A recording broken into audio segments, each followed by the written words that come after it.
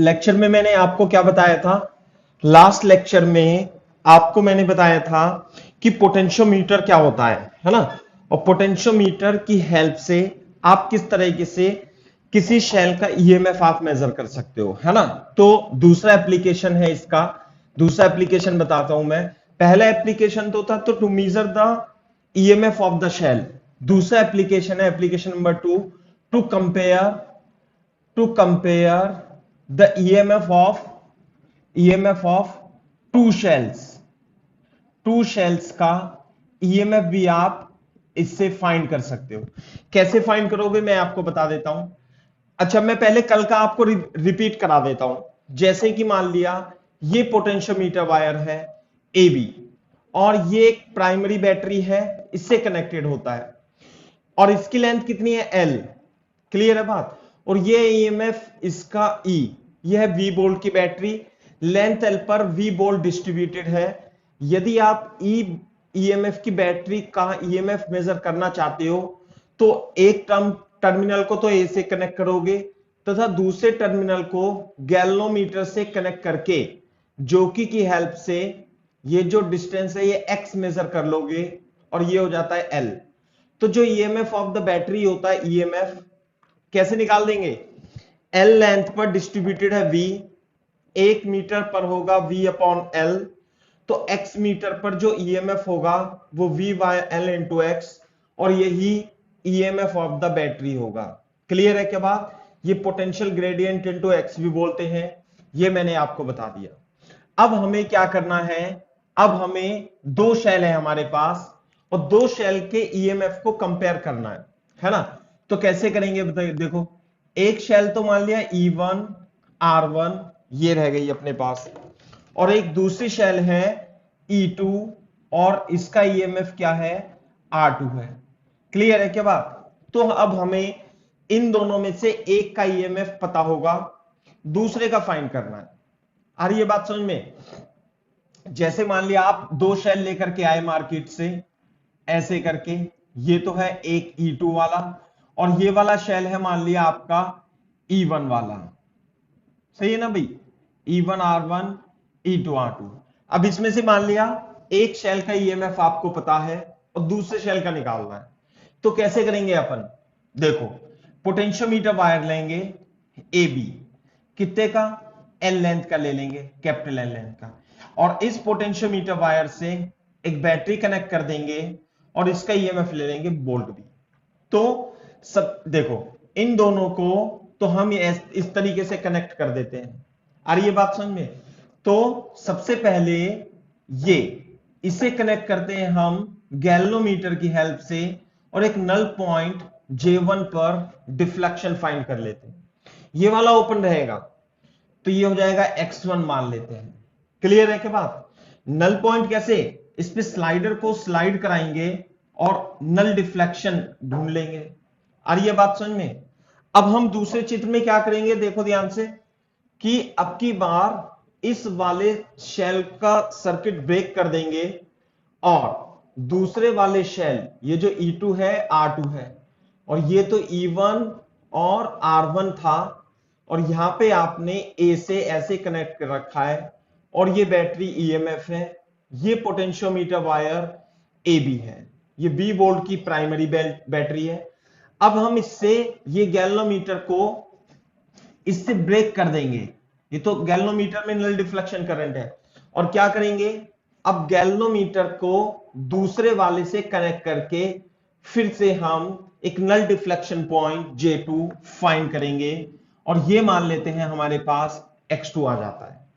समझ में आ रही है ना बात? पहले इस वाली बैटरी से गैल्वेनोमीटर को लगा करके स्लाइडर की हेल्प से नल डिफ्लेक्शन फाइंड करेंगे और X1 मेजर कर लेंगे, यहां से X1 मेजर कर लेंगे अपन, है ना?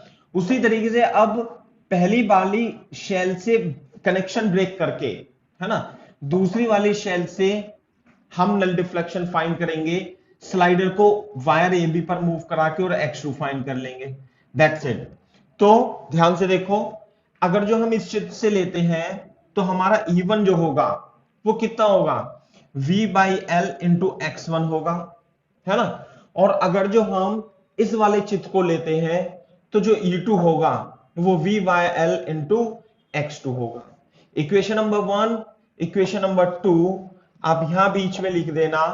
1 और 2 को यदि हम डिवाइड करें तो E1 upon E2 is equal to VYL x1 VYL x2 यानी कि x1 अपॉन x2 आ जाता है ना। तो E1 upon E2 is equal to x1 upon x2 का कॉन्सेप्ट यूज करके आप नल डिफ्लेक्शन की हेल्प से दो बैटरी के ईएमएफ को रेशो फाइंड कर सकते हैं, कंपेयर कर सकते हैं। एप्लीकेशन है इसका, है ना। थर्ड एप्लीकेशन है to find internal resistance, to find internal resistance of a shell. किसी शेल का इंटरनल रेजिस्टेंस भी हम इससे फाइंड कर सकते हैं। इंटरनल रेजिस्टेंस कैसे? मान लिया आपके पास शेल है और ये है E और ये है R। ये इंटरनल रेजिस्टेंस यदि आपको शेल का फाइंड करना है then we can use the potentiometer to find this. How do we use, पहले मैं बता रहा हूं, है ना। इसमें दो स्टेप होंगे, मैं लिखा तो नहीं रहा हूं, वो तो लिखा हुआ तो आपकी थ्योरी में है ही सही, आप इसे समझो। जैसे मान लिया पहले स्टेप में आप इसे एक पोटेंशियोमीटर वायर AB से आप इसे कनेक्ट करोगे। बात समझ में आ रही है नहीं? ऐसे प्लस माइनस कनेक्ट करोगे। कनेक्ट करने के बाद आप इसमें क्या करोगे, आप इसमें नल डिफ्लेक्शन फाइंड करोगे। नल डिफ्लेक्शन कैसे? गैल्वेनोमीटर G से J1। क्लियर है क्या बात? तो ये आपको मान लेते हैं हमारे पास इसकी लेंथ कितनी आ जाती है, L1 आ जाती है। ऐसे करेंगे फर्स्ट स्टेप में, लेकिन यहां पर एक एक्सटर्नल रेजिस्टेंस भी होता है ना। तो एक्सटर्नल रेजिस्टेंस में ये जो की है K, ये क्या है, ओपन है। ये क्या है, की ओपन, समझे ना। ओके, की K को क्या करेंगे हम, क्लोज ओपन रखेंगे इसे, है ना। ये फर्स्ट केस में की K इज ओपन, ये क्या है, ओपन है। तो जब ओपन होगी, यहां EMF E है और नल डिफ्लेक्शन कहां मिला आपको, नल डिफ्लेक्शन आपको ऐसे मिला J1 पर, L लेंथ पर। क्लियर है क्या बात? तो इसका मतलब आप E की वैल्यू फाइंड कर सकते हैं। हां कर सकता हूं। क्या आप फाइंड करोगे बेटा E की वैल्यू? देयरफॉर, है ना, इफ ऐसे लिखेंगे, इन फर्स्ट की K is open and null deflection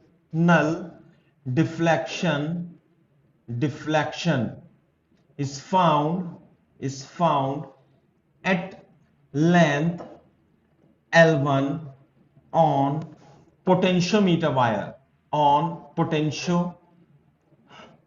potentiometer wire from A. Clear है बात? ए से, यहां से वायर से निकालते हैं, ठीक है। अच्छा, नाउ ऐसे लिखेंगे इधर की साइड, नाउ की के is closed end null deflection is again found, null deflection is again found at length L2 from A, as shown in figure below, as shown in figure below। Clear है क्या बात? कैसे? मान लिया हमारे पास ये AB वायर है, AB थोड़ा नीचे बनाते हैं, बनाओ इसे, नहीं तो देखो, as shown in figure below, जैसे कि आप, ये है इंटरनल रेजिस्टेंस E, R और EMF E। तो ये जो कैपिटल R है, मैं क्या करूंगा, इसे क्लोज कर दूंगा की को। तो जब मैं इसे क्लोज करूंगा तो इसके अंदर करंट फ्लो होने लगेगी। आ रही है बात समझ में? करंट फ्लो होने लगेगी। अब मैं क्या करूंगा, इसे यहां से AB वायर पर, ठीक है, फिर से गैल्वेनोमीटर से कनेक्ट करके फिर से नल डिफ्लेक्शन J2 यानी L2 पर मेरे को नल डिफ्लेक्शन फाउंड होता है।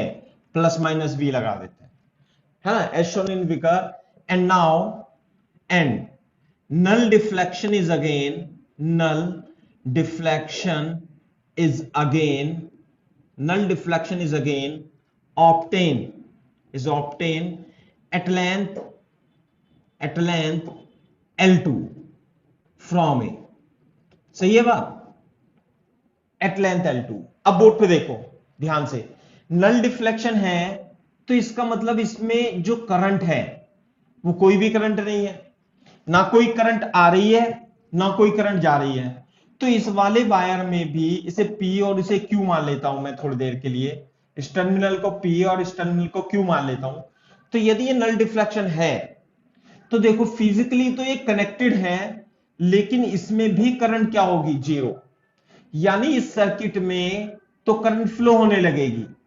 बेटा इस सर्किट में कितनी करंट फ्लो होगी, ये रेजिस्टेंस R, ये EMF E और ये R, तो इसमें करंट कितनी फ्लो होगी, इसमें करंट फ्लो होगी E upon R plus R। लेकिन इसकी कुछ भी करंट, ये करंट ऐसे जाएगी ऐसे जाएगी ऐसे जाएगी, बस ये कनेक्टेड तो है लेकिन इसमें कोई भी करंट का फ्लो नहीं होगा, क्योंकि अगर जो इसमें होता तभी तो इसमें होता और ना ही इसमें होगा। बात समझ में आ रही है, नल डिफ्लेक्शन में। तो मतलब ये सर्किट, ये वाला सर्किट कनेक्टेड तो है फिजिकली लेकिन इलेक्ट्रिकली कनेक्टेड नहीं है। बात समझ में आ रही है। तो यदि ये A है और J2 है तो A और J2 के बीच पोटेंशियल जो होगा P और Q के बीच पोटेंशियल होगा। कॉपी करो, ये देखो A और J2 के बीच जो पोटेंशियल होगा, बता सकते हो वो पोटेंशियल कितना होगा? हां बता सकते हैं, बताओ। A जूट ये V है और ये टोटल लेंथ L है, तो वही वाला केस कि L लेंथ पे पोटेंशियल V, 1 मीटर पर पोटेंशियल V बाई L, तो L2 मीटर पर पोटेंशियल कितना, V by L into L2। बात समझ में आ रही है? अच्छा एक मिनट मैंने इसके लिए तो लिखा ही नहीं। इसके लिए जब यहां पे कोई भी करंट नहीं थी तो आप मेरे को E की वैल्यू बता सकते हो कितनी लिखूंगा, जल्दी बताओ। V upon L into L1 लिखूंगा कि नहीं लिखूंगा, ये बताओ। इक्वेशन नंबर 1 बोलो सौजन्या, ये आएगा V upon L into L1 पहले वाले चित्र से।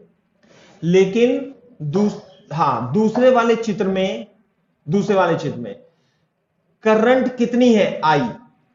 तो क्या आप मेरे को VPQ, potential difference between VPQ बता सकते हो? हां बता सकते हैं। कितना आएगा, E माइनस IR आएगा। क्या आप समझ रहे हो बात को इसे?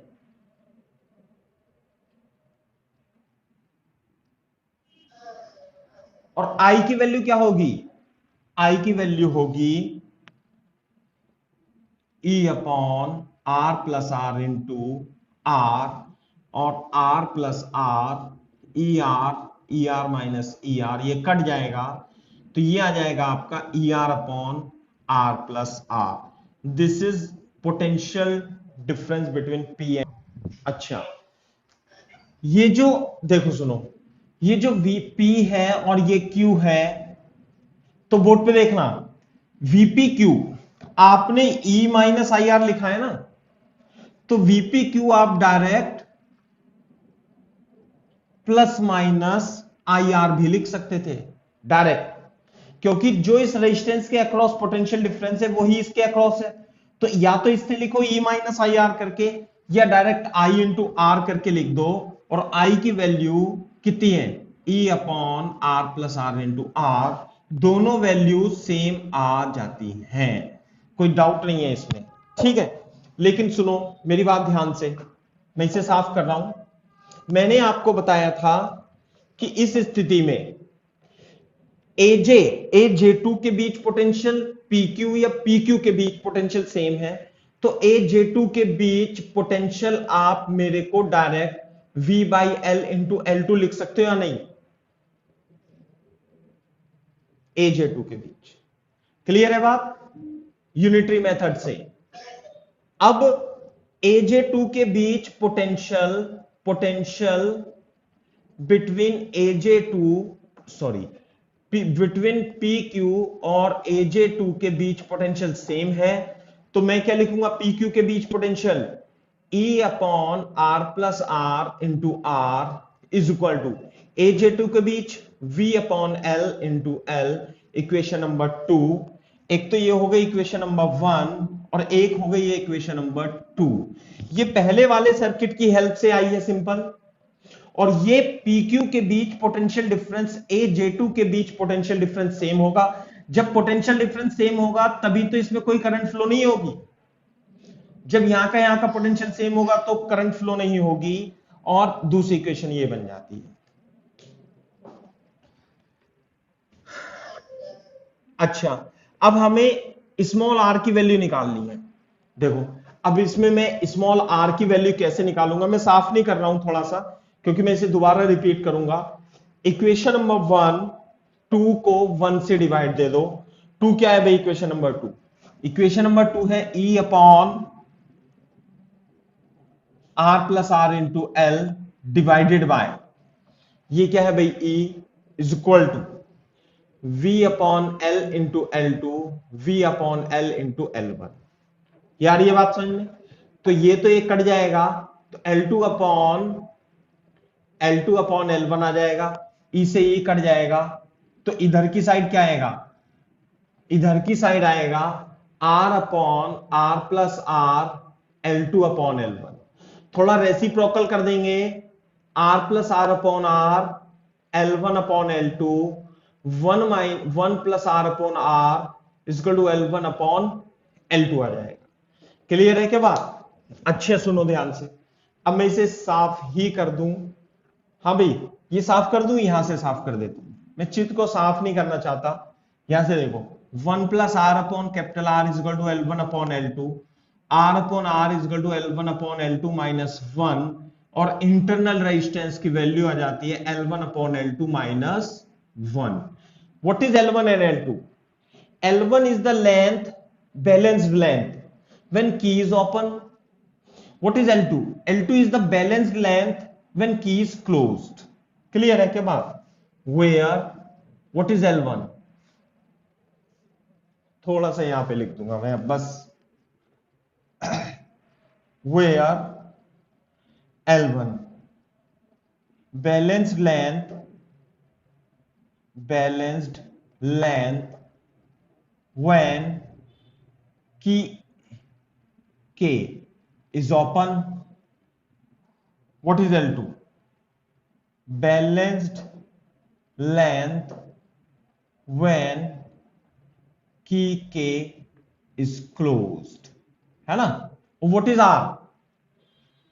R is the external resistance, इसे रेजिस्टेंस बॉक्स भी बोलते हैं। रेजिस्टेंस बॉक्स में से रेजिस्टेंस ले लेते हैं, ये रेजिस्टेंस बॉक्स होता है। ऐसे एनसीईआरटी में तो रेजिस्टेंस बॉक्स लिखा हुआ है। This the formula.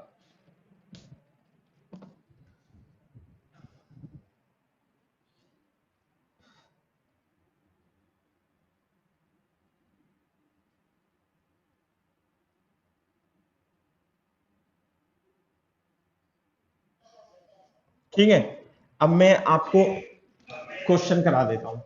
इसमें कुछ पूछना तो नहीं है आपको। देखो ये फॉर्मूला बन गया वैसे तो, R is equal to capital R L1 upon L2 minus 1। जो L1 वो है जब की ओपन था, तो बैलेंस लेंथ जो होगी वो L1 होगी। अब हम की को क्लोज कर देंगे, तो P और Q के बीच पोटेंशियल डिफरेंस पहले से डिक्रीज हो जाएगा E माइनस आई आर, तो उसकी बैलेंस लेंथ थोड़ी सी डिफरेंट आएगी L2। तो R is equal to capital R L1 upon L2, इस तरीके से आप फॉर्मूले में लिख सकते हो।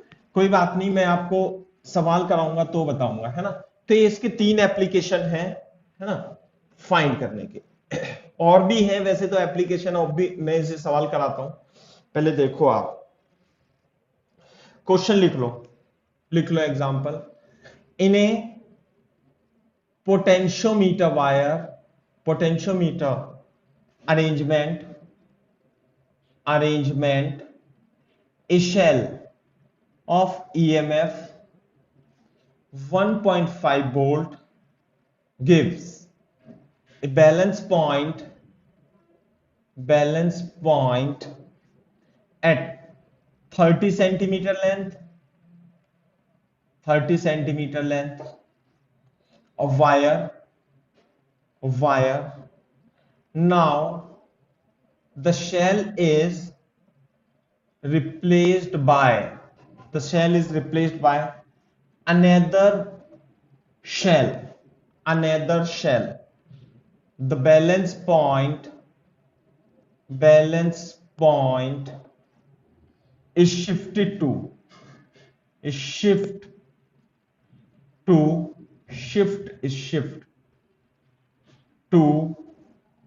50 centimeter. What is the EMF of the second shell? This is the question. यार देखो, ध्यान से देखो, मैं दे देता हूं, समझ लो आप. पोटेंशियोमीटर अरेंजमेंट है, cell of EMF 1.5 gives a balance point 30 centimetre. Potentiometer क्या होता है? पोटेंशियोमीटर केवल और केवल एक वायर AB को ही पोटेंशियोमीटर बोलते हैं. 100 सेंटीमीटर का ये वायर मान लेते हैं मोस्ट ऑफ द क्वेश्चन में, और इसे एक बैटरी V वोल्ट की प्राइमरी बैटरी स्टैंडर्ड शेल बोलते हैं, कनेक्ट कर. ये बन गया पोटेंशियोमीटर वायर. अब वो कह रहा है कि हमारे पास एक शेल है, कितने का? 1.5, और इसका इंटरनल रेजिस्टेंस होगा कुछ. तो वो कह रहा है कि ये बैलेंस पॉइंट देता है. हाँ भाई, ये बैलेंस पॉइंट यानी कि नल डिफ्लेक्शन गैल्वेनोमीटर में करंट देता है 0, 30 सेंटीमीटर लेंथ पे देता है. आ रही है बात समझ में? तो इसका मतलब ये जो EMF E होगा, वो कितना होगा? V/100 V/L, है ना, V/L इंटू 30 होगा. ये बात समझ में आ रही है नहीं सौजन्या? है ना? अब देखो, now the cell is replaced by another shell.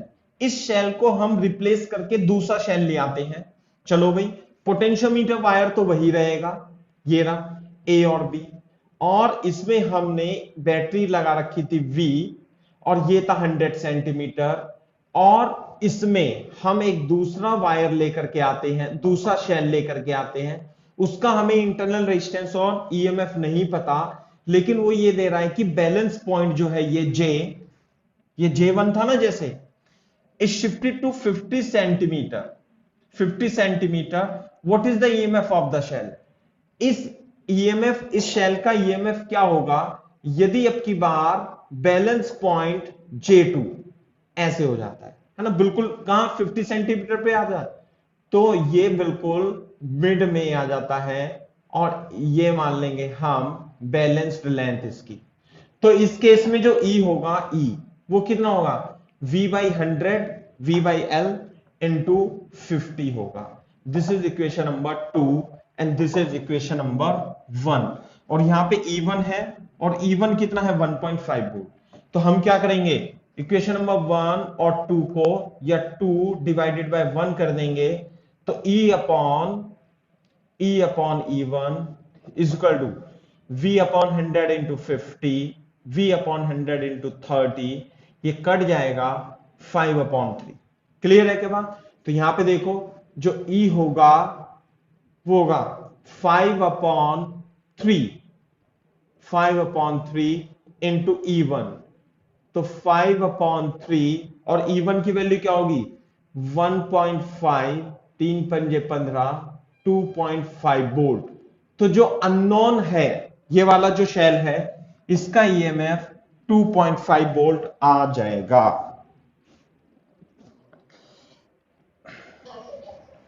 ठीक है बात? ऐसे करके, ठीक है, ये है. चलो मैं इसे साफ, इसमें कोई दिक्कत तो नहीं है. ये कौन सा एप्लीकेशन है? ये एप्लीकेशन है कंपैरिजन ऑफ द 2 EMF. उसने क्या करा? उसने यहां पर नहीं दी, ऐसे करके नहीं दी यहां पे यूं, बल्कि उसने क्या किया? इसे हटा करके इसे दूसरा ही लगा दिया. तो बात तो एक ही है कि भाई आप यहां की लगाओ, या E1 R1 E2 R2.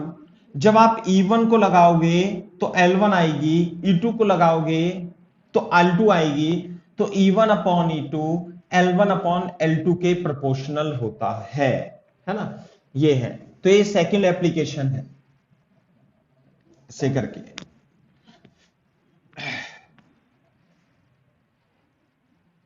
देखो अब मैं आपको और क्वेश्चन कराता हूं एक। जैसे कि मान लेते हैं फॉर एग्जांपल हमारे पास में एक पोटेंशियोमीटर वायर है ए बी, और ये हमारे पास है ना, ये हमारे पास 12 वोल्ट की बैटरी है, ठीक है। और हमारे पास एक ईएमएफ है, शेल है, और यह है 2 वोल्ट का, 2 वोल्ट का शेल है, और ये 1 ओम का रेजिस्टेंस है, ऐसे करके। क्लियर है क्या बात? तो ये है ना, मैं क्वेश्चन लिख देता हूं। और ए बी की wire, the length of potentiometer wire, potentiometer wire A B is 6, A B is 300 centimetre, ये 300 सेंटीमीटर है। क्लियर है क्या बात? और ये 12 वोल्ट की बैटरी है, एंड 12 वोल्ट बैटरी है ना, ये 12 volt EMF of the battery is connected to shell, is connected with it standard bolt की बैटरी है ना, and a shell is connected as shown in figure। ये हमारे पास एक शेल कनेक्टेड है ना, ये ए है, ये बी है, ये पॉइंट सी, इस पॉइंट को मैं सी मान लेता हूं एस कनेक्टेड इन फिगर। और ये 300 सेंटीमीटर का पोटेंशियोमीटर वायर है। वो जरूरी नहीं है आपको 100 सेंटीमीटर का ही पोटेंशियोमीटर वायर दे, वो 300 सेंटीमीटर का भी ले सकता है, 10 मीटर का भी ले सकता है। आ रही है बात समझ में, है ना। अब मैं और क्वेश्चन लिखता हूं आगे। फाइंड, है ना, और यहां पे मान लिया, चलो find the potential of point C. First point तो ये, इस पॉइंट का पोटेंशियल फाइंड करना है। Second, now point C is connected, now point C is connected by galvanometer with jockey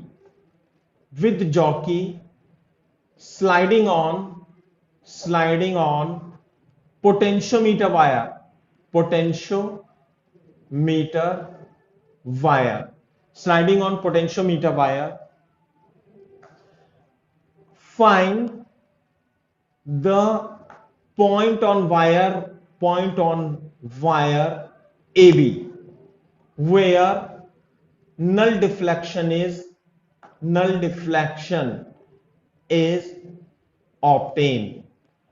इनकी इंग्लिश थोड़ी लंबी रहती है, लेकिन मतलब क्वेश्चन तो आसान ही है। सही कैसे करेंगे बताओ, बोर्ड पे देखो, मैं सॉल्यूशन यहां ही लिख देता हूं, देखो आप तो लिख लेना दोबारा से, ठीक है भाई।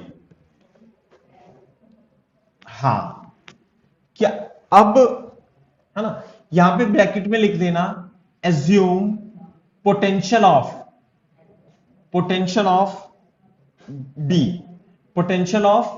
बी इज 0, है ना। वो तो ऑब्वियस है, यहां पे 0 ही लिखते हैं अपन, है ना। ये 0 है, ये कितना होगा 12 वोल्ट, ये कितना होगा 12 वोल्ट, ये होगा 0 फर्स्ट पार्ट के लिए। ये यहां पे तो कोई कनेक्शन ही नहीं है अभी, तो यहां पे जो करंट होगी वो कितनी होगी 0। क्लियर है क्या बात? तो यहां पे बताओ, यहां पे पोटेंशियल कितना होगा, यहां पे कितना हुआ 12, 12 में से 2 चले गए तो कितने बचे 10, और लेकिन इस रेजिस्टेंस में कोई करंट नहीं है, इसलिए पोटेंशियल ड्रॉप जो IR होना था वो भी कितना हो जाएगा 0। तो इसका मतलब तो ये तो वायर की तरह वर्क करेगा। और यहां पे कितना पोटेंशियल आएगा भाई, यहां पर आएगा 10 वोल्ट, ये रहा। The potential at C is 10 volt as shown in figure. Clear है क्या बात? अब सेकंड केस में क्या करेंगे हम? सेकंड केस में, सेकंड पार्ट में अब हम क्या करते हैं, यहां से गैल्वेनोमीटर लेते हैं। दोबारा से बना रहा हूं, देखो कभी आप उसी में कर लो, ये रहा, यूं करके गैल्वेनोमीटर लेते हैं और यहां पे नल डिफ्लेक्शन हमें ढूंढना है। इस connected by galvanometer with jockey और इससे स्लाइड करते हैं, find the point on A B wire null deflection is obtain. तो हमें यहां पर, हाँ भाई, एक नल डिफ्लेक्शन यहां पे 12 वोल्ट की बैटरी है, 300 सेंटीमीटर है, तो फिर से मेरे को ये 2 वोल्ट है, ये R1 ओम है और इसमें करंट लानी है मेरे को 0, तो नल डिफ्लेक्शन ऑब्टेन हो जाए तो मेरे को इस वायर की नल डिफ्लेक्शन पॉइंट की वैल्यू A से बतानी है। तो मैं कर लूंगा ना, कैसे? बोर्ड पे देखो, इसे यदि मैं P और इसे Q मान लूं और इसमें कोई भी करंट नहीं है, यहां पे करंट कितनी है? 0। तो इसका मतलब P और Q के बीच और A और J के बीच जो पोटेंशियल होगा, A और J के बीच, P और Q के बीच पोटेंशियल सेम होगा। समझ में आ रही है ना बात? कैसे लिख लो, P और Q के बीच, A और J के बीच पोटेंशियल सेम होगा। तो जब इसमें कोई करंट नहीं है तो पोटेंशियल कितना होगा इसका? E। और A और J के बीच पोटेंशियल बता सकते हो कितना? यूनिटरी मेथड से। कैसे? 300 सेंटीमीटर पर पोटेंशियल है 12 वोल्ट, 1 सेंटीमीटर पर होगा 12/300 और x सेंटीमीटर पर कितना होगा? 12/300 इंटू एक्स। और यही तो किसकी वैल्यू होगी? AJ की पोटेंशियल की वैल्यू। और AJ कितना होगा? 12/300 इंटू एक्स। लेकिन अब की बार क्वेश्चन में, हाँ भाई, ईएमएफ ऑफ द बैटरी दिया हुआ है 2, तो इसे क्या लिख देंगे? 2 is equal to 12/300 into X. तो एक्स की वैल्यू कितनी आ जाएगी भाई? ये आ जाएगी 2 into 300/12, 6, X is equal to 50 centimetre. तो यानी कि ये वैल्यू 50 सेंटीमीटर के इक्वल आ जाती है। एक इसके अलावा एक टाइप का और सवाल है पोटेंशियोमीटर में, मतलब सवाल तो अभी कई सारे बचे हुए हैं और मैं आपको डिफरेंट करके बताता हूं कि किस तरीके से सवाल है। बोर्ड पे देखो, जैसे ये है पोटेंशियोमीटर वायर ए बी और इस पोटेंशियोमीटर वायर का रेजिस्टेंस है 8R। बनाना मत अभी, ये 8R। और फिर एक बैटरी को EMF E की बैटरी, वोल्टेज कितना है इसका? V। अच्छा, आपको कंफ्यूजन हो सकती है तो मैं यहां पे लगा देता हूं, ये जो वोल्टेज है V और ये है रेजिस्टेंस इसका 2R, ऐसे करके है। ये हो गया पोटेंशियोमीटर वायर। अब हमने यहां पे एक शेल लिया और इस शेल का EMF जो है वो E है और रेजिस्टेंस कितना है? R है ना? और ये है वायर AB, ऐसे करके। और इस वायर को हमने गैल्वेनोमीटर से कनेक्ट करा और नल डिफ्लेक्शन हमने ऑब्टेन करा। क्लियर है क्या बात? तो अपने को क्या बताना है? हमें ये बैलेंस लेंथ L बतानी है और यदि ये टोटल बैलेंस लेंथ L है, बात समझ में आ रही है? और जो EMF है ये E, ये 4E के इक्वल है। बात समझ में आ रही है नहीं? मैं पूरा क्वेश्चन लिख देता हूं। स्टैंडर्ड ऐसे लिखेंगे, a potentiometer wire, potentiometer wire of length capital L, of length capital N and resistance 8R is connected with standard battery 4 of EMF 4E नहीं, स्टैंडर्ड का मतलब है इससे जो स्टैंडर्ड बोले या प्राइमरी बोले, इसे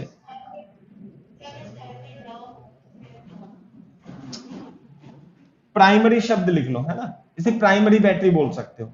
जो मतलब कि जो पोटेंशियोमीटर की प्राइमरी बैटरी है, स्टैंडर्ड बैटरी है, उसे 4E, है ना, जो मतलब इस पोटेंशियोमीटर से कनेक्टेड है, ये तो सेकेंडरी बैटरी है, ऐसे बोल सकते हो आप इसे, ठीक है ना। ये पोटेंशियोमीटर की स्टैंडर्ड बैटरी है, या प्राइमरी जो शब्द यूज होगा, है ना, उसे आप लिख सकते हो। EMF 4E and internal resistance कितना, 2R। Potentiometer wire is connected with primary battery 4E and internal resistance 2R, है ना।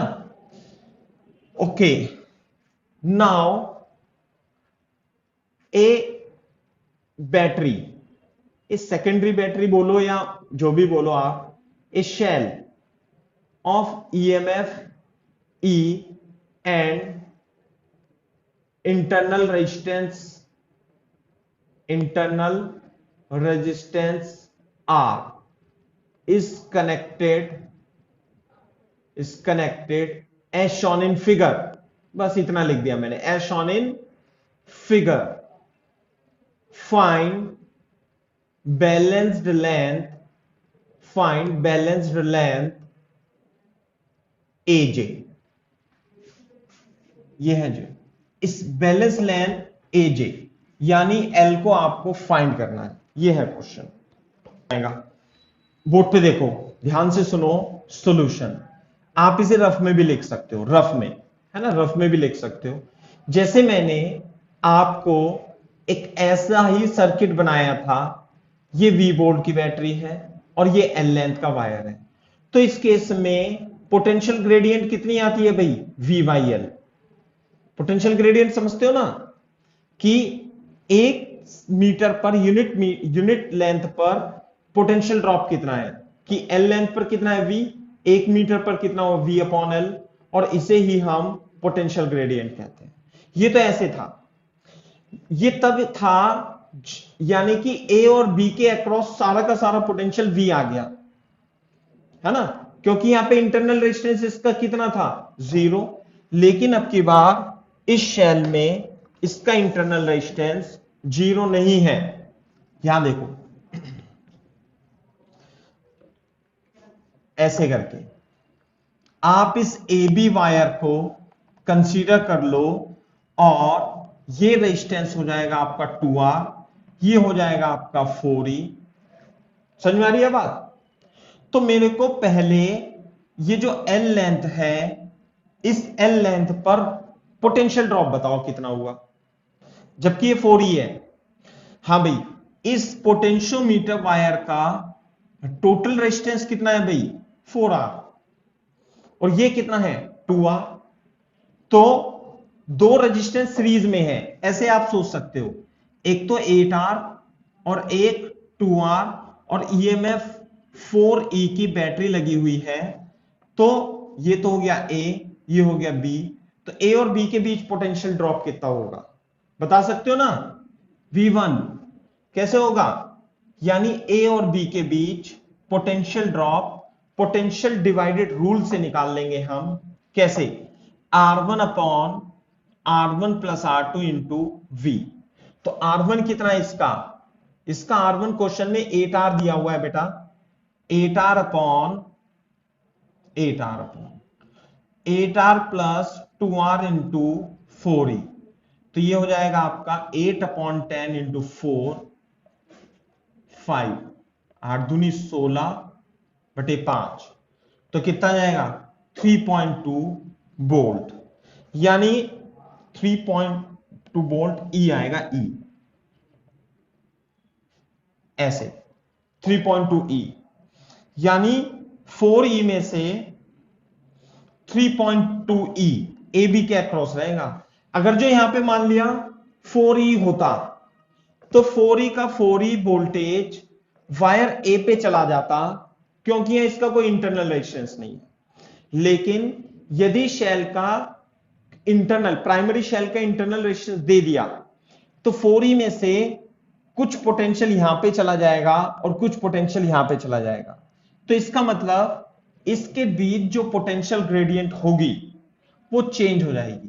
बात समझ में? पोटेंशियल ग्रेडियंट होती क्या है? पोटेंशियल ग्रेडियंट होती है ए बी वायर पर कितना, पर यूनिट लेंथ पर कितना पोटेंशियल ड्रॉप है। तो ए बी वायर पर कितना पोटेंशियल आया भाई?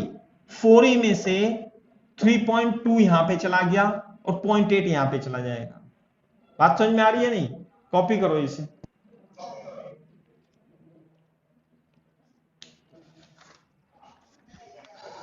हाँ, एक मिनट रुको, अभी एक।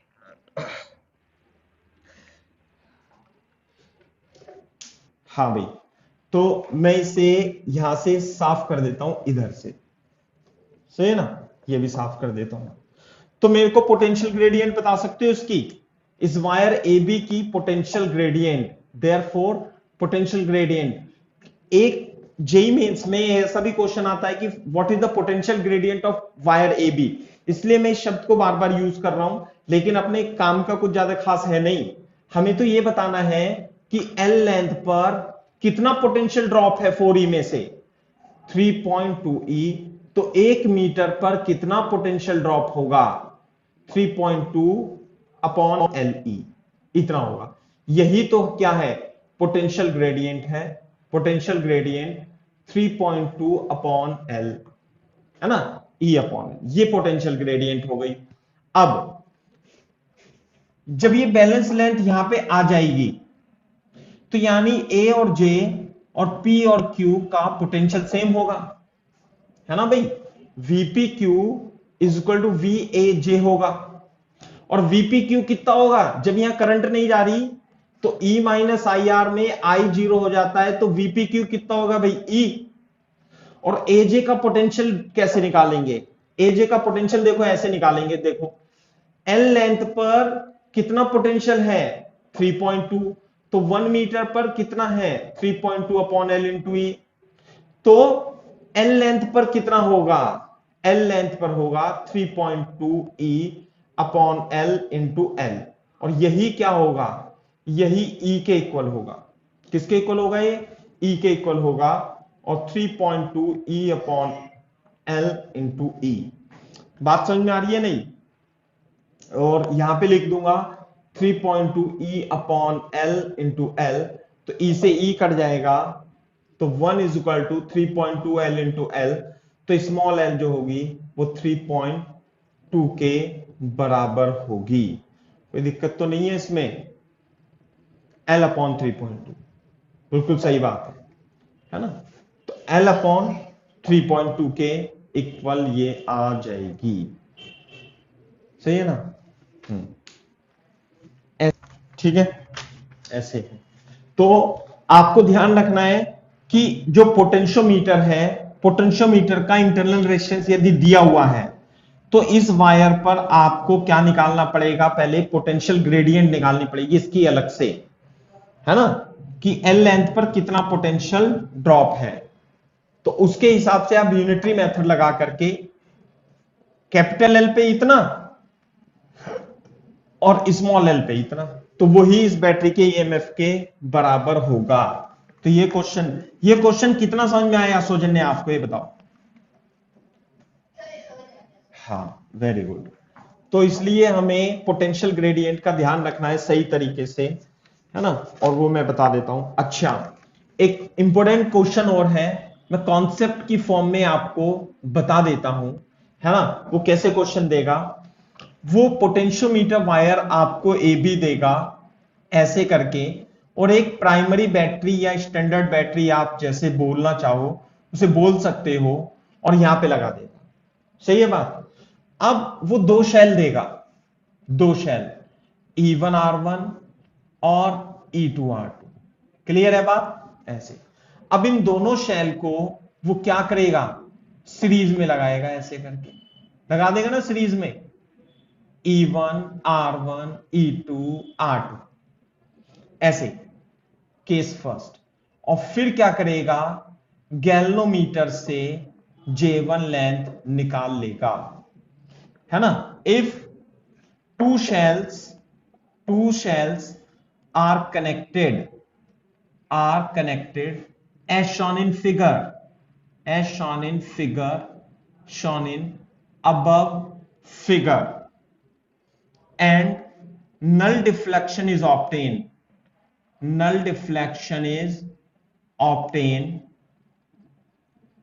है ना, null deflection, and balanced length is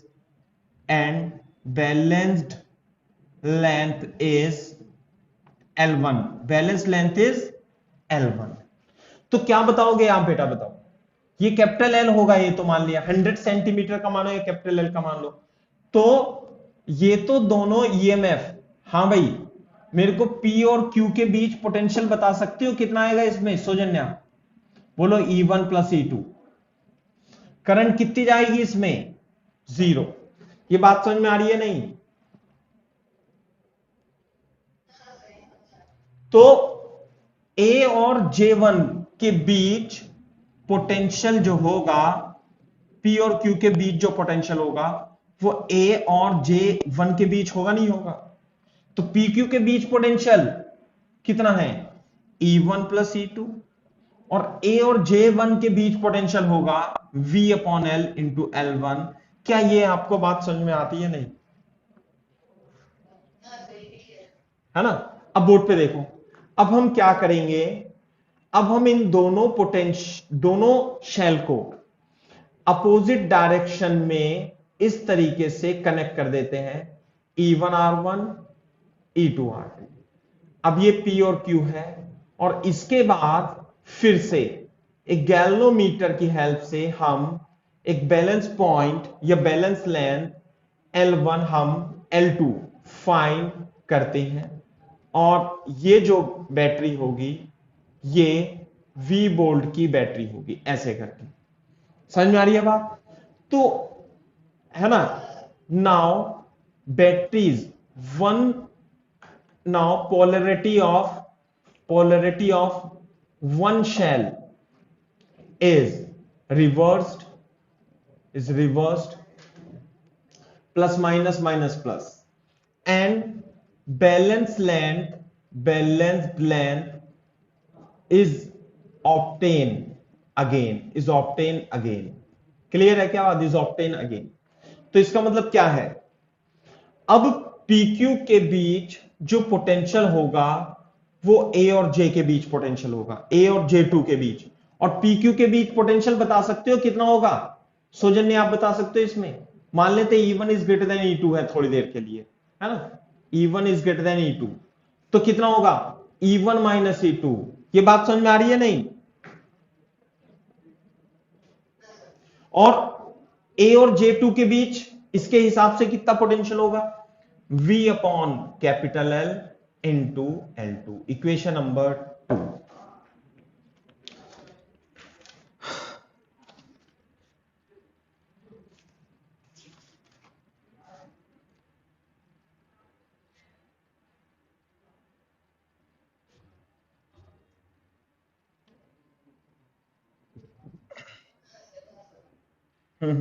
एक, हाँ भाई ऐसे करके है। तो इन दोनों इक्वेशन से आपको क्या मैथमेटिकल कैलकुलेशन निकलेगी, E1 1 और 2 को आप डिवाइड दोगे तो E1 plus E2 upon E1 minus E2, V upon capital L, V upon capital L आएगा यहां पे, और V upon capital L into L2। V by L क्या होता है सौजन्या, इस पोटेंशियोमीटर का पोटेंशियल ग्रेडियंट होता है V बाई L। तो दोनों केस में कांस्टेंट रहेगा, चाहे शेल कैसे भी लगाओ, और ये आता है L1 अपॉन L2। क्लियर है बात? अब इससे जो होगा वो आपको क्या देगा, या तो वो आपको एक, ये इक्वेशन बनी, या तो आपको वो एक ईएमएफ दे देगा और दूसरे का पूछेगा और इस तरीके से क्वेश्चन बना देगा, या वो आपसे E1 अपॉन E2 का रेशियो भी पूछ सकता है, तो इस पोर्शन से आप निकाल देना। क्लियर? अब आप एससीवी का क्वेश्चन नंबर 56 निकालो और पढ़ो उसे ढंग से। मैं इतने क्वेश्चन लिखता हूं, क्योंकि लैंग्वेज थोड़ी लिखानी टफ है, एकदम प्रॉपर लैंग्वेज आप लिख लो, है ना, ऐसे करके। ये रहा, आप पढ़ो, मैं तो लिख रहा हूं, है ना। पोटेंशियोमीटर वायर रेज, potentiometer wire is 600 centimetre long, है ना, as shown in figure, as shown in figure. First, A part, find balanced length, balanced length, balanced length to get null deflection. B part, if the jockey touches the wire, if the jockey touches the wire, jockey touches the wire at distance 560 centimeter from A, what is the current, what is the current in the galvanometer, galvanometer, है ना। मैं चित्र भी बना देता हूं, ये EMF R और ये पोटेंशियोमीटर वायर है, और इसका रेजिस्टेंस कितना है भाई, 15R है, और एक E/2 की बैटरी है, E/2, और ये R है, ये गैल्वेनोमीटर है, और ये जॉकी है जी। पढ़ लो सवाल एक बार, देखो देखो देखो, बैलेंस लेंथ निकालनी है अपने को।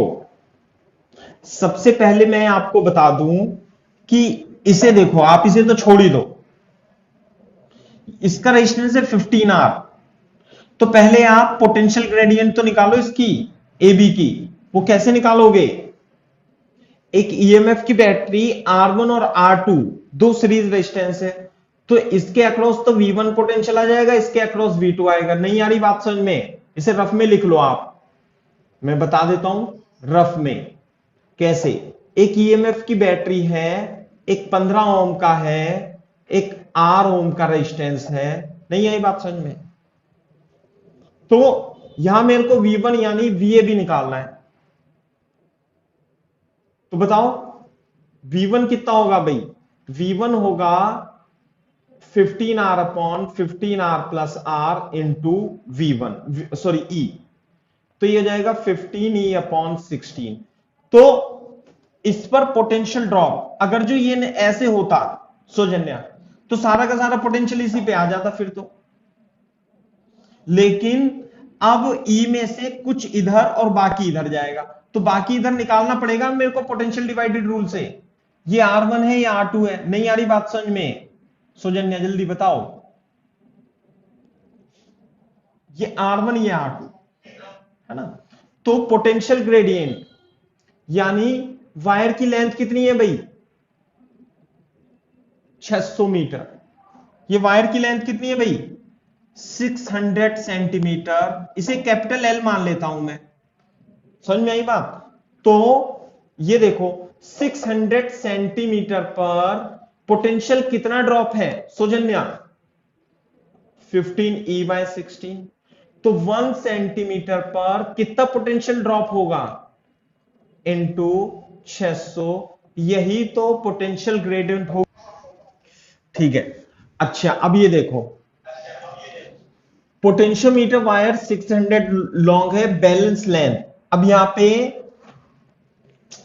अरे ये तो E/2 था ना, यहां पे ऐसे करके E/2, और ये कितना था, कितना था भाई, ये E/2 और R, ये भी R था और ये भी R था, है ना।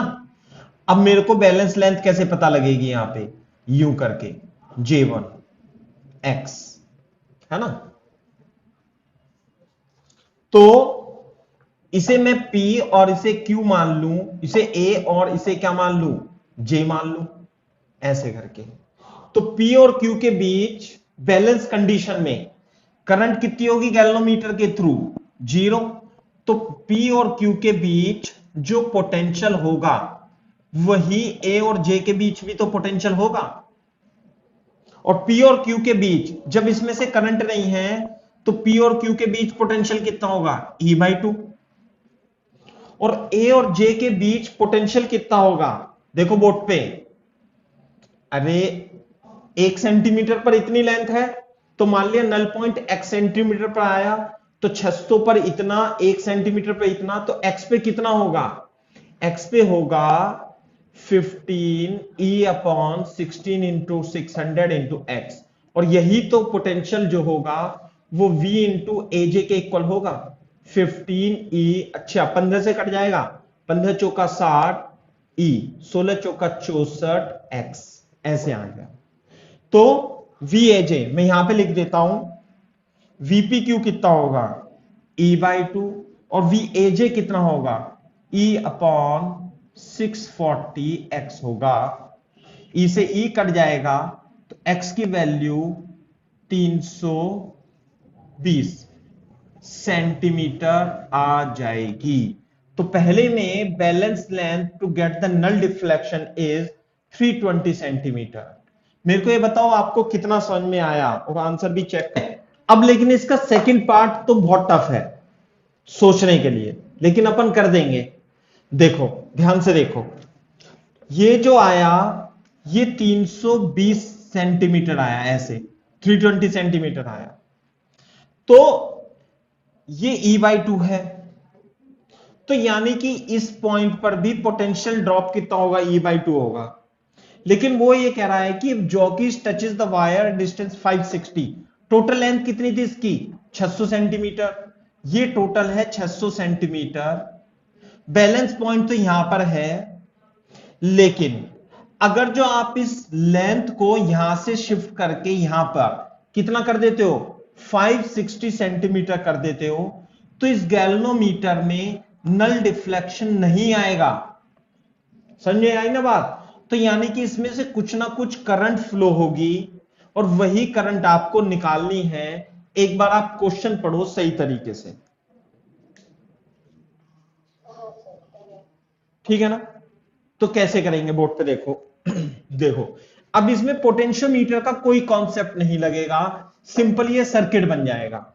सर्किट कैसे बन जाएगा कि हमारे पास एक ईएमएफ और ई और आर की बैटरी है, और एक ये रेजिस्टेंस है, ये बहुत लंबा रेजिस्टेंस है।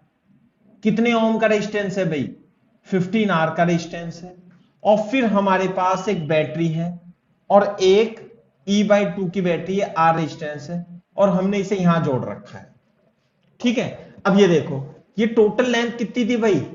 600 सेंटीमीटर। मैं इसे इधर साइड में बना देता हूं, यहां पे इधर देखो, ये जो 600 सेंटीमीटर का वायर है, ये रहा 600 सेंटीमीटर, और इसका टोटल रेजिस्टेंस कितना है? 15R। तो मैं इस वायर को दो पार्ट में डिवाइड कर लेता हूं, ए जे और बी में, ए जे और बी में, है ना? और ए जे जो है ये 560 सेंटीमीटर है, और ये कितना बचा बेटा? 40 सेंटीमीटर। तो मैं इसे दो पार्ट में डिवाइड करूंगा वायर को। देखो कैसे, एक तो रेजिस्टेंस ये हो गया R1, और एक इसके इक्विवेलेंट रेजिस्टेंस R2 ये हो गया, ऐसे करके। और यहां पर एक गैल्वेनोमीटर में ऐसे इस तरीके से लगा देता हूं। क्लियर है बात? जी, 40 सेंटीमीटर का वायर है, ये 560 सेंटीमीटर का वायर है। तो R1 R2 इसके अलग अलग हो जाएंगे। कैसे? 600 सेंटीमीटर का रेजिस्टेंस कितना है? 15R। तो 1 सेंटीमीटर का रेजिस्टेंस कितना होगा? 15/600, यानी कि R/40 ओम। बात समझ में आ रही है नहीं? दूसरी बात, 560 सेंटीमीटर का रेजिस्टेंस जो होगा वो कितना होगा? R/40 इंटू 560, और यही तो R1 की वैल्यू होगी। 0 से 0 कट गया तो 4 एकम 4, 4 चौक 16, 14R। ये तो 14R होगा। टोटल कितना था? 15R। तो ये तो होगा 14R और R2 की वैल्यू आप भी ऐसे ही कैलकुलेट कर लो या बिना देखे लिख दो। जब ये 14R है तो ये तो R बचेगा ही, क्योंकि टोटल 15R था।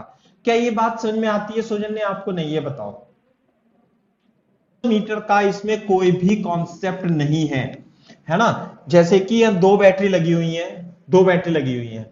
अब हमें इसमें से करंट निकालनी है, ये निकालनी है। चलो निकाल लूंगा मैं। तो कैसे करेंगे? बोर्ड पे देखना, ये आर है, ये भी आर है, ये आर है, ये भी आर है। तो यू मिलकर के ऊपर तो बन गया ये 2R नहीं बन गया, और ये ईएमएफ की बैटरी। और यहां पे आया, ये देखो इसके साथ सीरीज में जुड़ा हुआ है, और यहां पे आया जे पॉइंट, और यहां पे आया ए पॉइंट, और यहां पे आया ये 14R ऐसे, और यहां से आया एक बैटरी E/2 की बैटरी, और ये इंटरनल रेजिस्टेंस R है, और ये है, और जे यहां पे है ना गैल्वेनोमीटर, गैल्वेनोमीटर तो ये है। तो आपको ये करंट निकालनी है, कोई दिक्कत तो नहीं है। इसे मैंने इसमें सीरीज में जोड़ दिया इन दोनों को, तो ये सर्किट बन गया अब हमारा सुंदर। क्लियर है? अब बोर्ड पे देखो, मैं थोड़ा आपकी कन्वीनियंस के लिए इसे शिफ्ट कर लेता हूं। इन दोनों को मैं क्या कर दूंगा, इधर ले जाऊंगा। अरे चेंज कर सकते हैं ना पोलरिटी को।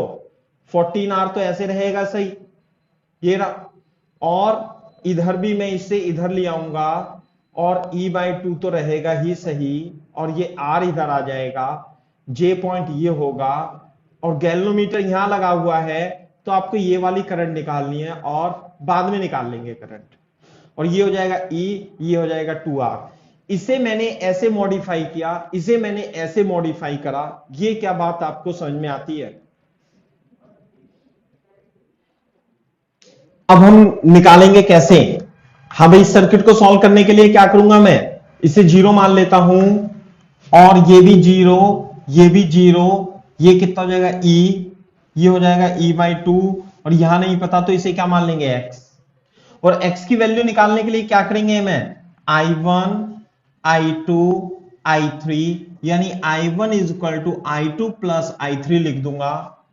और यहां पे कितना X, तो I1 यही है ना, तो I1 होगी E minus X upon 2R is equal to I2 कितनी होगी भाई, I2 होगी X minus E/2 upon R plus I3 कितनी होगी, X माइनस 0 अपॉन 14R। तो X की वैल्यू आ जाएगी इससे। हाँ भाई, R से R कट जाएगा, तो E minus X by 2 is equal to X minus E upon 2 plus X upon 14, है ना। तो गुणा कर देंगे E माइनस एक्स, 7, छोड़ो, E/2 minus X by 2 is equal to 15x upon 14 minus E/2, इधर जाएगा तो E is equal to X by 2 plus 15x upon 14 common लेके 7x प्लस 15x, तो कितना आ गया ये 7 और 5 22x अपॉन 14, तो ये E आ जाएगा। तो x की वैल्यू कितनी आ जाएगी, 7E अपॉन 11, x की वैल्यू आ गई। सही है बात? अब ये x की वैल्यू आ गई, हमें तो करंट इसमें निकालनी है। तो इसमें करंट देखो ध्यान से, इसमें करंट यही तो होगी, ये वाली देखो, यही तो करंट होगी, ये वाली करंट निकालनी थी बेसिकली हमें ये करंट निकालनी थी, ये वाली। तो ये करंट I2 ही है, तो I2 की वैल्यू कैसे निकालेंगे, x minus E/2 upon R। तो x की वैल्यू कितनी है, 7E upon 11 E/2 upon R। तो E अपॉन R तो यहां पे आ जाएगा 7 अपॉन 11 1/2। तो मैं यहां कैलकुलेट कर लेता हूं, यह आएगा 22, 7 दूनी 14 माइनस 11, तो यह जाएगा 3 अपॉन 22। तो जो I2 आएगा E अपॉन R, और ये आंसर आएगा 3 upon 22, 3E upon 22R is the correct answer.